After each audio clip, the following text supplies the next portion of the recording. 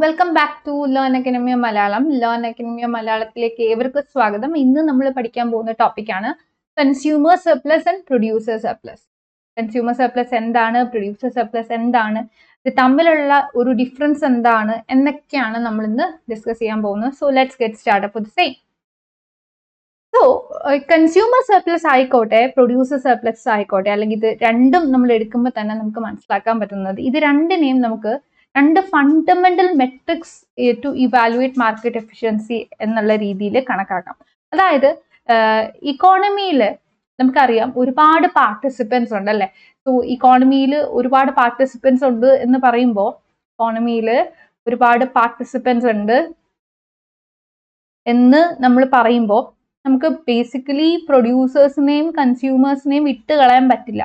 പ്രൊഡ്യൂസേഴ്സും കൺസ്യൂമേഴ്സും. Producers എന്താ ചെയ്യുക? They are producing goods. Consumers എന്താ ചെയ്യുക? അവര് ഈ പ്രൊഡ്യൂസ് ചെയ്ത ഗുഡ്സ് കൺസ്യൂം ചെയ്യുന്നു.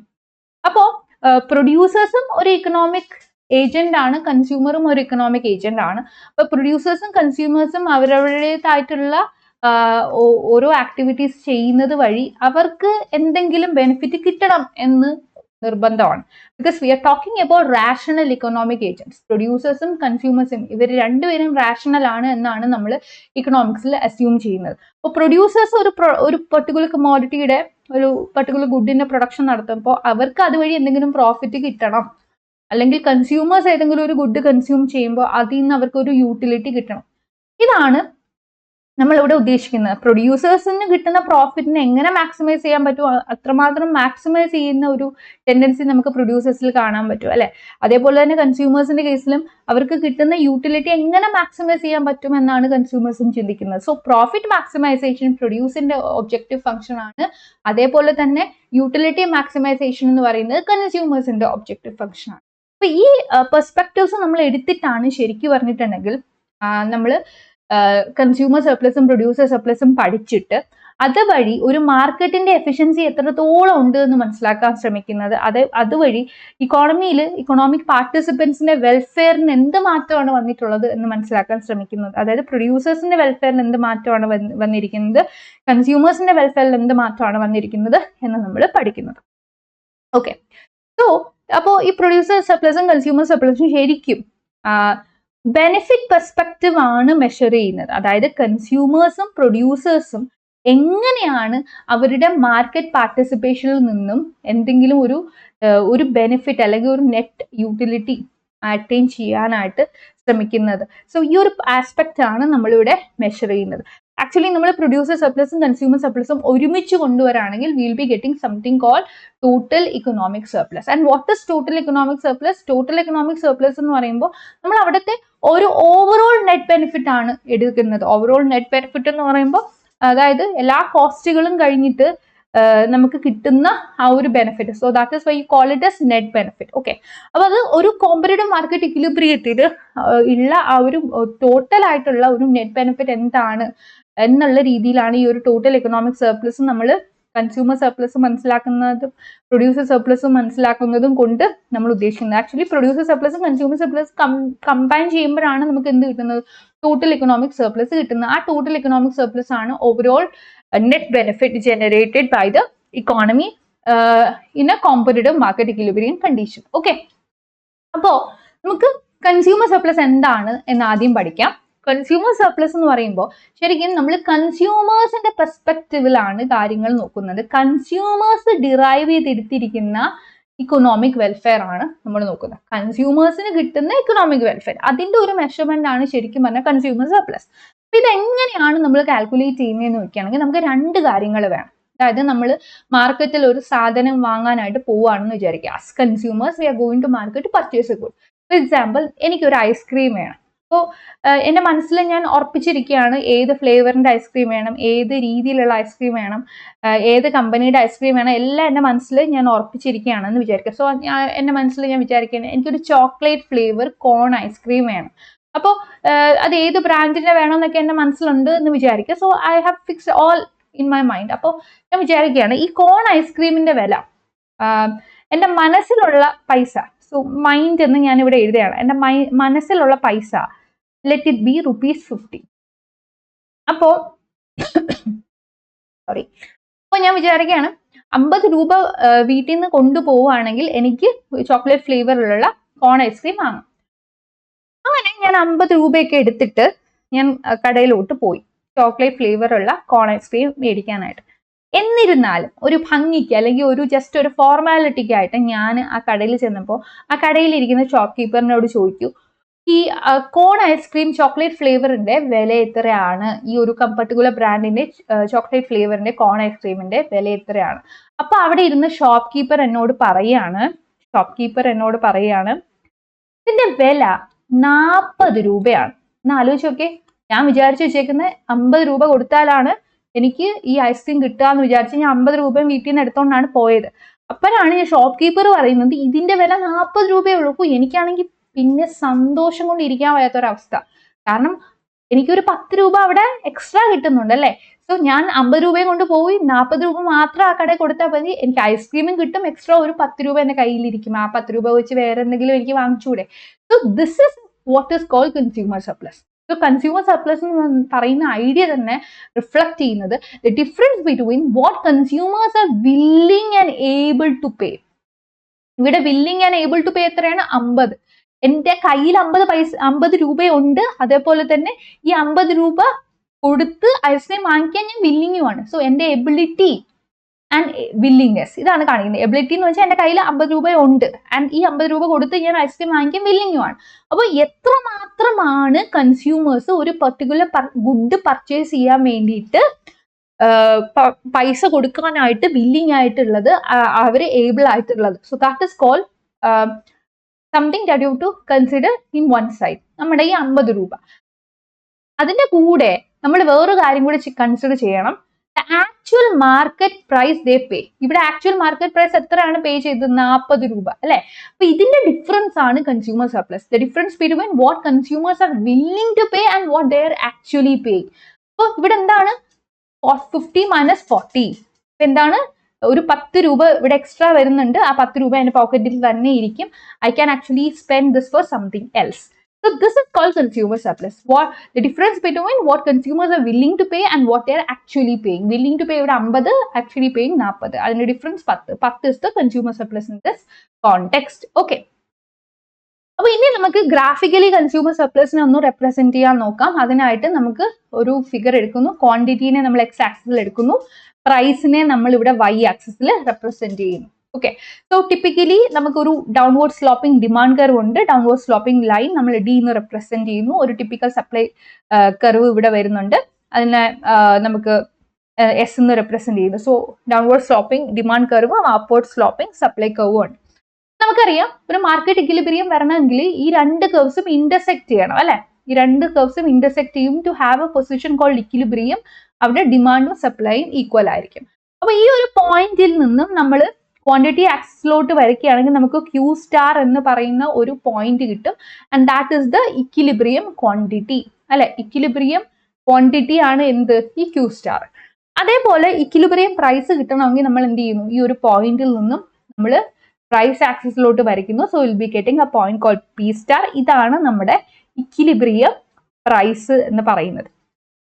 അപ്പൊ ഇതുവരെ വളരെ സിമ്പിൾ ആയിട്ടുള്ള എക്സ്പ്ലനേഷൻ ആണ്. ഇനിയാണ് നമ്മൾ ശ്രദ്ധിക്കേണ്ടത്. കൺസ്യൂമർ സർപ്ലസിനെ നമ്മൾ നോക്കാനായിട്ട് പോകുമ്പോൾ we have to consider the common area that happens between the area below demand curve and area above the equilibrium price line. See, നമ്മുടെ ഇക്വിലിബ്രിയം പ്രൈസ് ലൈൻ എന്ന് പറഞ്ഞാൽ എന്താണ്? ഇതാണ് നമ്മുടെ ഇക്വിലിബ്രിയം പ്രൈസ് പി സ്റ്റാർ. അപ്പൊ ഇതാണ് നമ്മുടെ ഇക്വിലിബ്രിയം പ്രൈസ് ലൈൻ എന്ന് പറയുന്നത്. ഓക്കെ. ഈ ഇക്വിലിബ്രിയം പ്രൈസ് ലൈനിന്റെ മുകളിലത്തെ ഭാഗം, അതേപോലെ തന്നെ നമ്മുടെ ഡിമാൻഡ് കർവിന്റെ താഴത്തെ ഭാഗം. ഇക്വിലിബ്രിയം പ്രൈസ് ലൈനിന്റെ മുകളിലത്തെ ഭാഗം എന്ന് പറയുന്നത് എന്താണ്? ഇത്രയും വരും, മൊത്തവും വരും. ആൻഡ് ഡിമാൻഡ് കർവിന്റെ താഴത്തെ ഭാഗം എന്ന് പറഞ്ഞാൽ എന്താണ്? എഗൈൻ ഇത്രയും വരും അല്ലെ. സോ ഇങ്ങനെയുള്ള കോമൺ ആയിട്ടുള്ള ആ ഒരു ഏരിയയെ നമുക്ക് എന്തെന്ന് വിളിക്കാം? We call it as consumer surplus. അപ്പൊ ഈ പെർട്ടിക്കുലർ പോയിന്റിൽ നമ്മൾ എന്തോരം ക്വാണ്ടിറ്റി ആണ് പർച്ചേസ് ചെയ്തത്? ഇവിടെ ക്യൂ സ്റ്റാർ ക്വാണ്ടിറ്റി ആണ് പർച്ചേസ് ചെയ്തത് എന്ന് നമുക്കറിയാം. ക്യൂ സ്റ്റാർ ക്വാണ്ടിറ്റി പർച്ചേസ് ചെയ്യുമ്പോൾ വരുന്ന ഒരു particular context of consumer surplus ആണ് നമ്മൾ ഇവിടെ പറഞ്ഞത്. റൈറ്റ്. Now അപ്പോൾ കൺസ്യൂമർ സർപ്ലസ് എന്താണെന്ന് മനസ്സിലാക്കി. ഇനി നമ്മൾ പ്രൊഡ്യൂസർ സർപ്ലസ് എന്താണെന്ന് മനസ്സിലാക്കാനായിട്ട് പോകുന്നു. അപ്പോൾ പ്രൊഡ്യൂസർ സർപ്ലസ് എന്ന് പറയുമ്പോൾ തന്നെ മനസ്സിലാക്കണം, നമ്മൾ ഇവിടെ കൺസിഡർ ചെയ്യേണ്ടത് ഈ പ്രോഡക്റ്റ് പ്രൊഡ്യൂസ് ചെയ്യുന്ന അല്ലെങ്കിൽ സപ്ലൈ ചെയ്യുന്ന വ്യക്തിയുടെ കേസാണ്.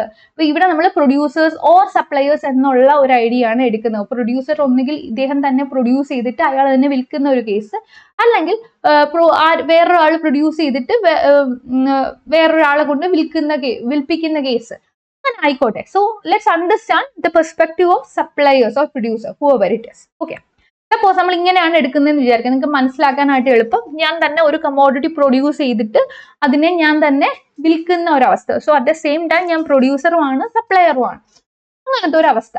അപ്പോൾ ആസ് എ പ്രൊഡ്യൂസർ എനിക്ക് കിട്ടുന്ന വെൽഫെയർ, ഇക്കണോമിക് വെൽഫെയർ എത്രമാത്രമാണ് എന്നാണ് പ്രൊഡ്യൂസർ സർപ്ലസിൽ നമ്മൾ നോക്കുന്നത്. സോ ഇവിടെ again നമുക്ക് രണ്ട് ആസ്പെക്ട്സിന്റെ ഡിഫറൻസ് ആണ് എടുക്കേണ്ടത്. First aspect is the actual price a producer receives. അതായത് ഞാൻ ഒരു കമ്മോഡിറ്റി എൻ്റെ കടയിൽ വിൽക്കുമ്പോൾ എത്രമാത്രം പൈസയാണ് എനിക്ക് കിട്ടുന്നത്. Okay, so this is the actual price. And again നമ്മൾ അടുത്തെടുക്കുന്ന ഒരു ആസ്പെക്ട് എന്ന് പറഞ്ഞാൽ minimum acceptable price. Minimum acceptable price എന്ന് പറഞ്ഞാൽ അറ്റ്ലീസ്റ്റ് ഇത്ര പൈസയെങ്കിലും എനിക്ക് കിട്ടിയാലേ ഞാൻ ഇനി പ്രോഡക്റ്റ് വിൽക്കുള്ളൂ. അങ്ങനെ ഒരു മിനിമം പ്രൈസ് കാണുമല്ലോ. കാരണം ഈ മിനിമം പ്രൈസ് എന്ന് പറഞ്ഞാൽ it actually corresponds to the marginal cost of production. ഈ കമ്മോഡിറ്റി പ്രൊഡ്യൂസ് ചെയ്യാനായിട്ട് വന്നിട്ടുള്ള, അതായത് ഈ ഒരു കമ്മോഡിറ്റിയും കൂടി പ്രൊഡ്യൂസ് ചെയ്യപ്പോൾ എന്തോരം എക്സ്ട്രാ കോസ്റ്റ് ആണ് എനിക്ക് ആയത് എന്നുള്ള ഒരു കേസ് ഞാൻ കണക്കാക്കണം. ആ ഒരു കോസ്റ്റ് കവർ ചെയ്യാൻ പാകത്തിനുള്ള പ്രൈസ് എനിക്ക് ഈ പ്രോഡക്റ്റ് വിൽക്കുമ്പോൾ കിട്ടണം. അപ്പോൾ അത്രയെങ്കിലും പൈസ എനിക്ക് കിട്ടിയില്ലെങ്കിൽ ഞാൻ ഈ പ്രോഡക്റ്റ് വിൽക്കാൻ റെഡിയല്ല. So this is a minimum acceptable price. അപ്പൊ ഈ ഒരു രണ്ട് ആസ്പെക്റ്റിന്റെ വ്യത്യാസമാണ് നമ്മൾ എടുക്കുന്നത്. ഒന്ന് പ്രൊഡ്യൂസേഴ്സിന് പ്രൊഡ്യൂസേഴ്സ് ആക്ച്വലി അവർക്ക് കിട്ടുന്ന പൈസ, ഒരു പ്രോഡക്റ്റ് വിൽക്കുമ്പോൾ പ്രൊഡ്യൂസേഴ്സിന് ആക്ച്വലി കിട്ടുന്ന പൈസ. രണ്ടാമത്തെ കാര്യം ദ മിനിമം അക്സെപ്റ്റബിൾ പ്രൈസ്. ഇത്ര പൈസ കിട്ടിയാലേ ഞാൻ ഈ പ്രോഡക്റ്റ് വിൽക്കുള്ളൂ, ഇത്രയെങ്കിലും കിട്ടിയാലേ ഞാൻ ഈ പ്രോഡക്റ്റ് വിൽക്കുള്ളൂ. ഈ രണ്ട് കേസ് എടുക്കുക, ഇതിന്റെ ഡിഫറൻസ് എടുക്കുക. ഇതിന്റെ ഡിഫറൻസ് എടുക്കുമ്പോൾ നിങ്ങൾക്ക് എന്ത് കിട്ടുന്നു? You will be getting something called producer surplus. Producer surplus കിട്ടും. ഓക്കെ, ക്ലിയർ ആയല്ലോ? അപ്പോ ഇനി നമുക്ക് എന്ത് ചെയ്യാം? പ്രൊഡ്യൂസർ സർപ്ലസ് നേരത്തെ കൺസ്യൂമർ സർപ്ലസിനെ കണ്ട പോലെ നമുക്കൊരു ഗ്രാഫിന്റെ കോണ്ടെക്സ്റ്റിൽ നമുക്ക് മനസ്സിലാക്കാനായിട്ട് ശ്രമിക്കാം. അപ്പൊ ഇവിടെ നമുക്ക് ക്വാണ്ടിറ്റീനെ നമുക്ക് എക്സ് ആക്സിൽ എടുക്കുന്നു, പ്രൈസിനെ നമ്മൾ വൈ ആക്സിൽ എടുക്കുന്നു. നമ്മുടെ typical downward sloping supply curve ഉണ്ട്. അതേപോലെ നമുക്ക് അപ്വേർഡ് സ്ലോപ്പിംഗ് ആയിട്ടുള്ള ഡൗൺവേർഡ് സ്ലോപ്പിംഗ് ഡിമാൻഡ് കർവ് ഉണ്ട്. അതേപോലെ തന്നെ അപ്വേർഡ് സ്ലോപ്പിംഗ് ആയിട്ടുള്ള സപ്ലൈ കർവ് ഉണ്ട്. Okay, downward sloping demand curve and upward sloping supply curve, ഇവർ രണ്ടുപേരും ഉണ്ട്. അപ്പൊ ഇനി എന്ത് ചെയ്യണം? നമ്മൾ ഇക്വിലിബ്രിയം പോയിന്റ് കണ്ടെത്തുക. ഡിമാൻഡ് കർവും സപ്ലൈ കർവും ഇന്റർസെക്ട് ചെയ്യുന്ന ഈ ഒരു പോയിന്റിലാണ് നമുക്ക് equilibrium, where D is equal to S. ഇത് നമുക്കറിയാം. ഇത്രയും കാര്യങ്ങൾ നമ്മൾ നേരത്തെയും കണ്ടത് തന്നെയാണ്. അപ്പൊ ഇനി നമുക്ക് എന്ത് ചെയ്യണം? നമുക്ക് ഇക്വിലിബ്രിയം ക്വാണ്ടിറ്റി കണ്ടുപിടിക്കണം. ഇവിടെ ക്യൂ ആണ് equilibrium quantity and equilibrium price കണ്ടുപിടിക്കണം, ആൻഡ് ദാറ്റ് ഇസ് പി. ഇനി വളരെ ശ്രദ്ധിക്കണം, കാരണം ഇത്രയും കാര്യങ്ങൾ നേരത്തെ കണ്ട അതേപോലെ തന്നെയാണ്. പക്ഷെ ഇനി പറയാൻ പോകുന്ന കാര്യങ്ങൾ നമ്മൾ പ്രൊഡ്യൂസേഴ്സിന്റെ പെർസ്പെക്റ്റീവിലാണ് പറയാൻ പോകുന്നത്. Now we have to consider the common area that would be below the equilibrium price line. അപ്പൊ ഇക്വിലിബ്രിയം പ്രൈസ് ലൈൻ ഇതാണെന്ന് നമുക്കറിയാം. ഇക്വിലിബ്രിയം പ്രൈസ് ലൈനിന്റെ താഴെയുള്ള ഏരിയ എടുക്കുക. അതേപോലെ തന്നെ നമ്മുടെ സപ്ലൈ കർവിന്റെ മുകളിലുള്ള ഏരിയ എടുക്കുക. ഇതാണ് നമ്മുടെ സപ്ലൈ കർവ്. സപ്ലൈ കർവിന്റെ മുകളിലുള്ള ഏരിയ എടുക്കുക. ഇങ്ങനെ വരുന്ന കോമൺ ഏരിയ ഏതാണ്? ഈ ഒരു ട്രയാങ്കിൾ അല്ലെ. അപ്പൊ ഇതാണ് നമ്മുടെ producer surplus. Okay, so you know ഇവിടുത്തെ ക്വാണ്ടിറ്റി സോൾഡ് എത്രയാണ്? ക്യൂ ആണ് എന്ന് നമുക്കറിയാം. അപ്പൊ ഇതാണ് പ്രൊഡ്യൂസർ സർപ്ലസ്. അപ്പോ പ്രൊഡ്യൂസർ സർപ്ലസ് എന്താണെന്ന്, കൺസ്യൂമർ സർപ്ലസ് എന്താണെന്നും നമ്മൾ എന്താണെന്ന് ശരിക്കും മനസ്സിലാക്കി, പിന്നെ അതുപോലെ തന്നെ ഗ്രാഫിക്കൽ എക്സ്പ്ലനേഷനും വ്യക്തമായിട്ട് അറിഞ്ഞു. ഇനി നമുക്ക് ഇതിനെ ഒന്ന് കമ്പൈൻ ചെയ്താലോ? കൺസ്യൂമർ സർപ്ലസിനെയും പ്രൊഡ്യൂസർ സർപ്ലസിനെയും ഒന്ന് കമ്പൈൻ ചെയ്ത് നോക്കാം അല്ലെ. അതായത് ക്വാണ്ടിറ്റി അഗൈൻ ക്വാണ്ടിറ്റിയെ നമ്മൾ എക്സ് ആക്സിസിൽ എടുക്കുന്നു, പ്രൈസിനെ നമ്മൾ വൈ ആക്സിസിൽ എടുക്കുന്നു. ഡൗൺവേർഡ് സ്ലോപ്പിംഗ് ഡിമാൻഡ് കർവ് ഉണ്ട്, അപ്വേർഡ് സ്ലോപ്പിംഗ് സപ്ലൈ കർവ് ഉണ്ട്. തമ്മിൽ ഇന്റർസെക്ട് ചെയ്യുന്ന point equilibrium, where D is equal to S അല്ലെ. ഡിമാൻഡ് സപ്ലൈയും ഈക്വൽ ആകുന്നു. ഇനി നമുക്കറിയാം ഈ ഒരു പർട്ടിക്കുലർ ഇക്വിലിബ്രിയം പോയിന്റിൽ നിന്ന് താഴോട്ട് വരയ്ക്കുമ്പോൾ നമുക്ക് ഒരു ഇക്വിലിബ്രിയം ക്വാണ്ടിറ്റി കിട്ടും. ഇവിടെ നിന്ന് പ്രൈസ് ആക്സിസിലോട്ട് വരയ്ക്കുമ്പോൾ നമുക്ക് ഇക്വിലിബ്രിയം പ്രൈസും കിട്ടും. ഇനി നമുക്കറിയാം, നമ്മൾ നേരത്തെ പഠിച്ച അതേ രീതിയിൽ നമുക്കറിയാം കൺസ്യൂമർ സർപ്ലസ് എന്ന് പറയുമ്പോൾ നമ്മൾ ഡിമാൻഡ് കർവിന്റെ താഴെ വരുന്ന ഏരിയ, അതേപോലെ തന്നെ നമ്മുടെ പ്രൈസ് ലൈനിന്റെ മുകളിലോട്ട്. സോ ഈ ഫസ്റ്റ് ഈ പിങ്ക് കളർ കാണുന്ന ട്രയാങ്കിൾ. പ്രൊഡ്യൂസർ സർപ്ലസ് എന്ന് പറയുമ്പോൾ സപ്ലൈ കർവിന്റെ മുകളിലോട്ടുള്ള ഏരിയ ആൻഡ് അതേപോലെ ഇക്വിലിബ്രിയം പ്രൈസ് ലൈനിന്റെ താഴെയുള്ള ഏരിയ, കോമൺ ആയിട്ട് വരുന്ന ഈ blue area, that is called producer surplus. നമ്മൾ പഠിച്ച അതേ കാര്യം തന്നെ നേരത്തെ നമ്മൾ 2 ഗ്രാഫുകളിലായിട്ടാണ് പഠിച്ചത്. ഒന്ന് പ്രൊഡ്യൂസർ സർപ്ലസിന്റെ സെപ്പറേറ്റ് ആയിട്ടുള്ള ഫിഗർ, രണ്ടാമത്തേത് കൺസ്യൂമർ സർപ്ലസിന്റെ സെപ്പറേറ്റ് ആയിട്ടുള്ള ഫിഗർ. ഇപ്പൊ നമ്മൾ എന്ത് ചെയ്യുന്നു, രണ്ടിനെയും കൂടെ കമ്പൈൻ ചെയ്യുന്നു. വേറെ ഒരു മാറ്റം ഇവിടെ വരുത്തിയിട്ടില്ല. ഓക്കെ, ഇനി ജസ്റ്റ് കമ്പയർ, ഇത് രണ്ടും കൂടെ ഒന്ന് കമ്പയർ ചെയ്ത് നോക്കിയേ. അപ്പോൾ നമ്മൾ ഗ്രാഫിക്കലി കമ്പാരിസൺ ഓൾറെഡി നടത്തി അല്ലെ. ഗ്രാഫിക്കലി ഒരു pink area consumer surplus, blue area producer surplus എന്നുള്ള രീതിയിൽ ആ ഗ്രാഫിൽ ഓൾറെഡി നമ്മൾ കണ്ട് മനസ്സിലാക്കി. അതല്ലാതെ നമുക്ക് എങ്ങനെയാണ് ഇതിനെ കമ്പയർ ചെയ്യാൻ പറ്റുക ഒന്ന് നോക്കാം. അപ്പോൾ കൺസ്യൂമർ സർപ്ലസ് എന്ന് പറയുമ്പോൾ this is a benefit that will be coming to consumers or purchasers or buyers from purchasing a product at a price lower than their valuation. അപ്പോൾ നമ്മൾ നേരത്തെ പറഞ്ഞ പോലെ ഞാൻ 50 രൂപയ്ക്ക് ഒരു ഐസ്ക്രീം വാങ്ങിക്കാനാണ് കടയിൽ പോയത് അല്ലെ. പക്ഷേ ഞാൻ കടയിൽ ചെന്നപ്പോൾ മനസ്സിലായി എന്റെ മനസ്സിലുള്ള പൈസേനേക്കാൾ കുറവാണ് അവിടെ ഐസ്ക്രീം വിൽക്കുന്ന പ്രൈസ് എന്നുള്ളത് അല്ലെ. എന്റെ മനസ്സിലുള്ള ഐസ്ക്രീമിന്റെ പ്രൈസിനേക്കാൾ കുറവാണ് അവിടെ ഐസ്ക്രീം വിൽക്കുന്ന പ്രൈസ് എന്ന് എനിക്ക് മനസ്സിലായി. So what is happening? Actually, I'm getting the product called ice cream at a price which is lower than my valuation. എന്റെ വാല്യൂഷൻ ഇവിടെ 50 rupees ആയിരുന്നു. That was my valuation.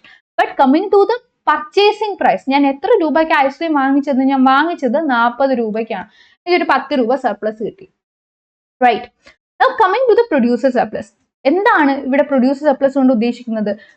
നമ്മുടെ സെല്ലേഴ്സിന് അല്ലെങ്കിൽ പ്രൊഡ്യൂസേഴ്സിന് ഒരു കമ്മോഡിറ്റി വിൽക്കുന്നത് കൊണ്ട് എന്ത് ബെനിഫിറ്റ് ആണ് കിട്ടുന്നത് എന്നുള്ളത് നമുക്ക് വ്യക്തമായിട്ട് മനസ്സിലാക്കണമെങ്കിൽ ശരിക്കും അവര് ഈ പെർട്ടിക്കുലർ പ്രോഡക്റ്റ് വിൽക്കുന്നത് മാർജിനൽ കോസ്റ്റിനേക്കാൾ എന്തോരം കൂടുതൽ പ്രൈസിനാണ് എന്ന് നമ്മൾ മനസ്സിലാക്കണം.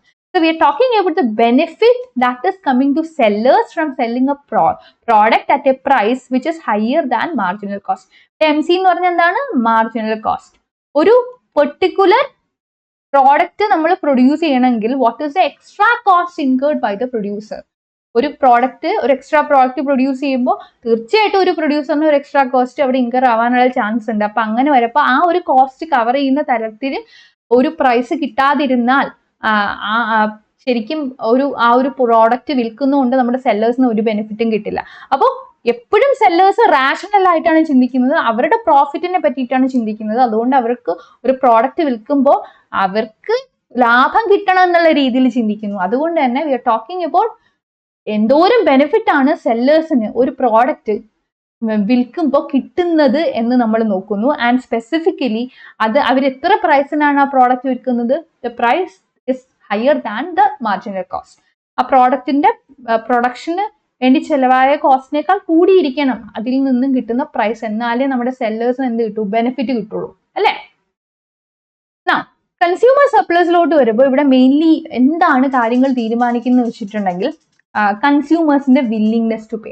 അപ്പൊ എന്റെ കയ്യിൽ പൈസ ഉണ്ടായാൽ മാത്രം കാര്യമില്ല, ഞാൻ ആ പൈസ ചെലവഴിക്കാൻ വില്ലിങ് ആവാൻ. And also demand elasticity. ഒരു പക്ഷെ ഞാൻ ചിന്തിക്കും, ഓ ഐസ്ക്രീം അല്ലേ നാളെ വാങ്ങിച്ചു കുടിക്കാം, ഇന്ന് വാങ്ങണ്ട, അല്ലെങ്കിൽ ഒരു 2 ദിവസം കഴിഞ്ഞ് വാങ്ങാം. അപ്പൊ ചിലപ്പോൾ പ്രൈസിന് എന്തെങ്കിലും ഫ്ലക്ച്വേഷൻ ഉണ്ടായാലോ. ചിലപ്പോൾ ഞാനിങ്ങനെ എനിക്ക് കൊതി ഭയങ്കരമായിട്ട് സഹിക്കാൻ പറ്റുന്നില്ല, ഐസ്ക്രീമിൻ കുടിക്കാനുള്ള ആ ഒരു കൊതി ഭയങ്കരമായിട്ട് സഹിക്കാൻ പറ്റുന്നില്ല. അപ്പൊ ഞാൻ വിചാരിക്കുകയാണ് ഇപ്പൊ ഐസ്ക്രീം കിട്ടിയേ പറ്റൂ, എത്ര പൈസ ആയാലും കുഴപ്പമില്ല, എനിക്കിപ്പോൾ ഐസ്ക്രീം കിട്ടിയേ പറ്റുള്ളൂ.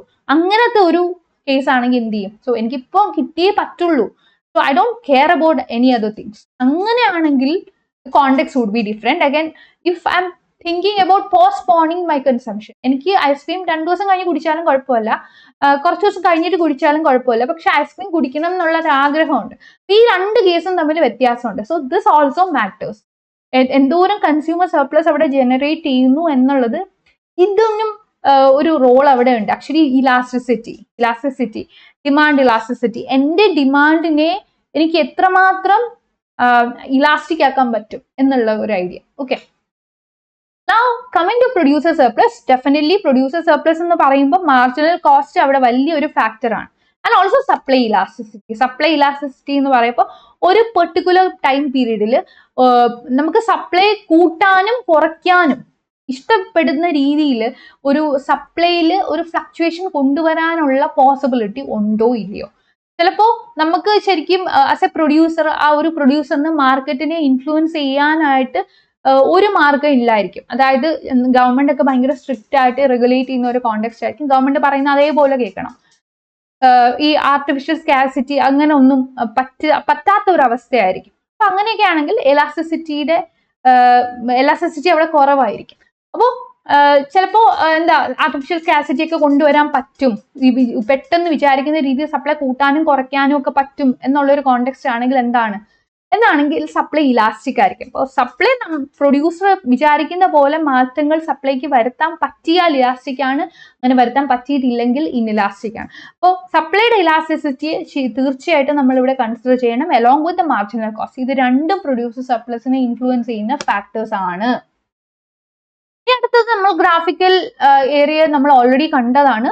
അപ്പോൾ കൺസ്യൂമർ സർപ്ലസ് നോക്കുമ്പോൾ ഡിമാൻഡ് കർവിന്റെ പെർസ്പെക്റ്റീവിലാണ് നമ്മൾ എടുക്കുന്നത്. ഡിമാൻഡ് കർവിന്റെ താഴെയും ഇക്വിലിബ്രിയം പ്രൈസ് ലൈനിന്റെ മുകളിലും വരുന്ന ഒരു ഏരിയ ആണ് നമ്മൾ എടുക്കുന്നത്. പ്രൊഡ്യൂസർ സർപ്ലസ് കാണുമ്പോൾ നമ്മൾ സപ്ലൈ കർവിന്റെ മുകളിലത്തെ area and also equilibrium price ലൈനിന്റെ താഴെ ആ ഒരു പെർട്ടിക്കുലർ ഏരിയ ആണ് നമ്മൾ പ്രൊഡ്യൂസർ സർപ്ലസിനായിട്ട് എടുക്കുന്നതെന്ന് നമ്മൾ ഓൾറെഡി കണ്ടതാണ് അല്ലെ. ഇനി അപ്പോൾ നമുക്ക് എന്തൊക്കെയാണ് ഇതിൽ നിന്ന് മനസ്സിലായത്? പ്രൊഡ്യൂസർ സർപ്ലസ് ആയിക്കോട്ടെ കൺസ്യൂമർ സർപ്ലസ് ആയിക്കോട്ടെ, ഈ രണ്ട് അനലിറ്റിക്കൽ ടൂൾസും ശരിക്കും പറഞ്ഞിട്ടുണ്ടെങ്കിൽ പോളിസി ഇവാലുവേഷന് എടുക്കാൻ പറ്റിയ ടൂൾസ് ആണ്. കാരണം ഗവൺമെന്റ് നോക്കുമ്പോൾ കൺസ്യൂമേഴ്സിനാണോ പ്രൊഡ്യൂസേഴ്സിനാണോ അവരുടെ സർപ്ലസ് കുറഞ്ഞിരിക്കുന്നത് എന്ന് നോക്കുകയാണെങ്കിൽ ഗവൺമെന്റിന് ആക്ച്വലി മനസ്സിലാക്കാൻ പറ്റും കമ്പാരിറ്റീവ്ലി ഇവർക്ക് ആർക്കാണോ ഒരു വെൽഫെയർ ലോസ് വരുന്നത് എന്നുള്ളത്. കാരണം എന്താണ്, കൺസ്യൂമർ സർപ്ലസ് കൂടിയാൽ കൺസ്യൂമേഴ്സിന്റെ വെൽഫെയറിന് എന്താ സംഭവിക്കുക? കൺസ്യൂമേഴ്സിന്റെ വെൽഫെയർ അവിടെ കൂടുകയാണ്. പ്രൊഡ്യൂസർ സർപ്ലസ് കൂടുകയാണെങ്കിൽ പ്രൊഡ്യൂസേഴ്സിന്റെ വെൽഫെയർ, ഇവിടെ കൺസ്യൂമേഴ്സിന്റെ വെൽഫെയർ കൂടും, ഇവിടുന്ന് പ്രൊഡ്യൂസേഴ്സിന്റെ വെൽഫെയർ ഇവിടെ കൂടുകയാണ്. അപ്പോൾ ഇത് കൂടുന്നു എന്ന് പറയുമ്പോൾ ഇതിന് കുറയാനുള്ള പോസിബിലിറ്റി ഇല്ലേ? കൺസ്യൂമർ സർപ്ലസ് കുറഞ്ഞാൽ കൺസ്യൂമേഴ്സിന്റെ വെൽഫെയർ കുറയും, പ്രൊഡ്യൂസർ സർപ്ലസ് കുറഞ്ഞാൽ പ്രൊഡ്യൂസേഴ്സിന്റെ വെൽഫെയറും കുറയും. അപ്പോൾ നമ്മുടെ ഗവൺമെന്റിന് ഒന്ന് അനലൈസ് ചെയ്തിട്ട് ആർക്കെങ്കിലും വെൽഫെയർ ലോസ് ഉണ്ടോ എന്ന് മനസ്സിലാക്കാൻ പറ്റും. അതേപോലെ തന്നെ ഇവരുടെ വെൽഫെയർ എങ്ങനെ കൂട്ടാൻ പറ്റുമെന്നും ഗവൺമെന്റ് ചിന്തിച്ചിട്ട് ഇപ്പൊ പ്രൊഡ്യൂസേഴ്സിന്റെ വെൽഫെയർ കൂട്ടണമെങ്കിൽ പ്രൊഡ്യൂസർ സർപ്ലസ് ഒന്ന് കൂട്ടിയാൽ മതി, കൺസ്യൂമേഴ്സിന്റെ വെൽഫെയർ കൂട്ടണമെങ്കിൽ കൺസ്യൂമർ സർപ്ലസ് ഒന്ന് കൂട്ടിയാൽ മതി. അതിന് വേണ്ടുന്ന മെഷേഴ്സ് എടുത്താൽ മതി, right? So measuring changes allows economists to quantify the exact welfare impact of tax policies. Again, ഒരു ടാക്സ് കൊണ്ടുവരാണെങ്കിൽ, ഒരു ടാരിഫ് കൊണ്ടുവരാണെങ്കിൽ, ഒരു റെഗുലേറ്ററി ഇന്റർവെൻഷൻ കൊണ്ടുവരാണെങ്കിൽ എങ്ങനെയാണ് കൺസ്യൂമർ സർപ്ലസിലും പ്രൊഡ്യൂസർ സർപ്ലസിലും മാറ്റം വരുന്നത് എന്ന് നമുക്ക് നമ്മുടെ പോളിസി മേക്കേഴ്സിനെ അസസ് ചെയ്യാൻ പറ്റും. Definitely deadweight loss of tax എന്നുള്ള ഒരു ആസ്പെക്ട് ഒക്കെ പഠിച്ചപ്പോൾ നമ്മൾ കണ്ടതാണ്. ടാക്സ് കൊണ്ടുവരുന്നത് വഴി കൺസ്യൂമർ സർപ്ലസ് കുറയുന്നതും പ്രൊഡ്യൂസർ സർപ്ലസ് കുറയുന്നതും അത് ഡെഡ് വെയ്റ്റ് ലോസിലോട്ട് വഴി ഒരുക്കി കൊടുക്കുന്നതും ഒക്കെ നമ്മൾ കണ്ടതാണ് അല്ലെ.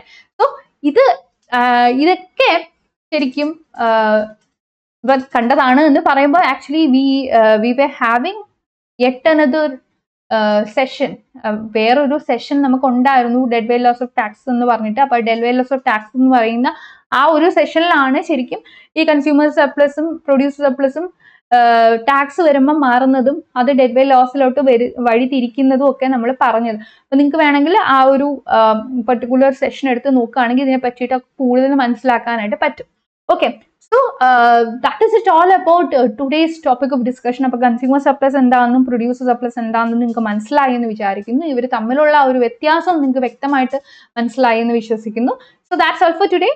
അഗൈൻ ഒരു കാര്യം കൂടെ പറയട്ടെ, so you can actually download the learn academy app. അവിടെ നിങ്ങൾക്ക് ഒരുപാട് പ്രീവിയസ് ഇയറിന്റെ ക്വസ്റ്റ്യൻ പേപ്പേഴ്സും ആൻസേഴ്സും കിട്ടും. അതേപോലെ തന്നെ ഒരുപാട് study materials will be available there for free. Live and recorded ക്ലാസ്സസും കിട്ടും. And also free MCQ based weekly ടെസ്റ്റും നിങ്ങൾക്ക് അവിടെ അവൈലബിൾ ആണ്. And that's it. Again one more thing, നിങ്ങൾക്ക് നമ്മുടെ ടെലിഗ്രാം കമ്മ്യൂണിറ്റിയിൽ ജോയിൻ ചെയ്യാം. അതിന്റെ ലിങ്ക് ഞാൻ ഡിസ്ക്രിപ്ഷൻ ബോക്സിൽ കൊടുക്കാം. പിന്നെ നേരത്തെ പറഞ്ഞ ആപ്പിന്റെ കാര്യം അതും അതിന്റെ ഡിസ്ക്രിപ്ഷൻ ബോക്സും അതിന്റെ ലിങ്കും ഞാൻ ഡിസ്ക്രിപ്ഷൻ ബോക്സിൽ കൊടുത്തേക്കാം. Okay, so that's all for today. You can actually like, share and subscribe to our channel for more such content. Thank U.